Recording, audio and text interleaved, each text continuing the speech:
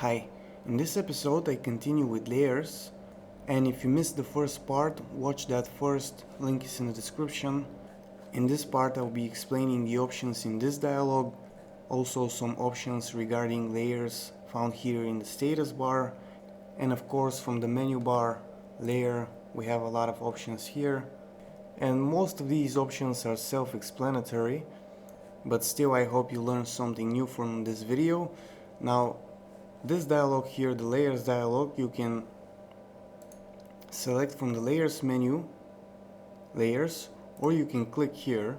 So if I close this, I can use this option, or I can use the keyboard shortcut Shift Control plus L.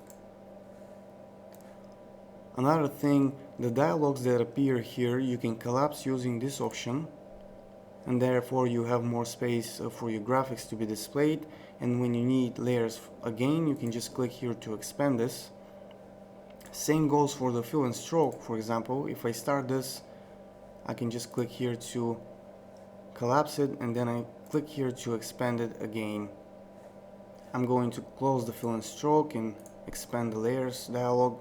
Another option that we have regarding layers, select and transform tool options here. You see this option, select all objects and all visible and unlock layers. Now, like I said, this eye icon here, when it's open, indicates that this layer is visible, and when this is unlocked, it means that the layer is of course unlocked. So if I click here right now, I'm going to select all the objects in all layers. And if I go ahead and lock these two layers, for example, click here, I'll select only the objects in the shadow layer, which is basically just the shadow. Now let's start with the options from the layer menu, and the first one is to add a layer. Keyboard shortcut is Shift Control N. You can also do that from this option here. So if I click, I get to name my layer, I get to choose the position of the layer above current layer, which means that the new layer will be placed above this shadow layer because this one is active right now. I can choose to be below that. I can choose to add a sublayer of current. Now I'm going to add above this shadow layer, and now if I hit Ctrl Z to undo, and that will remove the layer that I just added, and also now I have no layer active, which means that if I add a new layer, I won't be able to choose the position. So this is something I wanted you to know. When you don't have any layer active, you won't be able to choose the position of the layer in the layer stack. Now let's see what a sublayer is. I'm going to select this base layer to make it active and click on this option to add. And for position, I'm going to choose as sublayer of current, then click add. And now you see this new layer is a sublayer of the base layer, and I can click here to collapse this and hide the sublayer, or expand it and show the sublayer. Using sublayers is a good way to organize your layers, because when you create many graphics you'll get a lot of layers here. Sometimes you may even have 100 layers.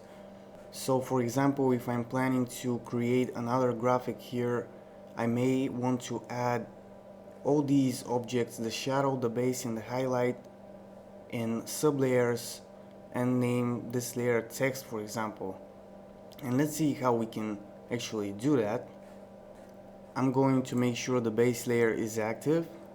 Click on this option to add, and I'm going to choose as a sublayer, add, and I'm going to do this one more time. Base layer, choose add sublayer, and now I'm going to name this one highlight.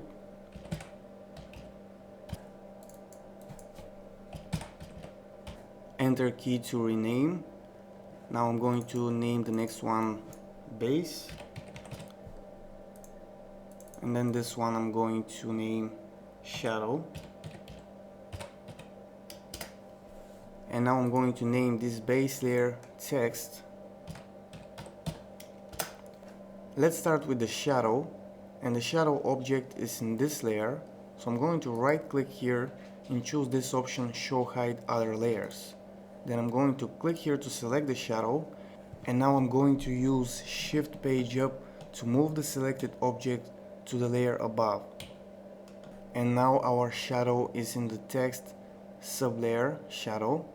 Now let's right click on the highlight layer and click show hide other layers.